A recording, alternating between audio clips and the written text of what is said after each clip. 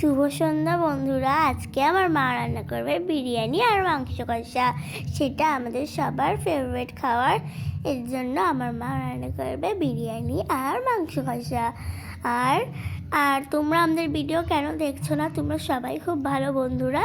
আর আমাদের ভিডিওতে like, subscribe, comment করবে আর পাশে থাকা বেল আইকনটি প্রেস করে দেবে।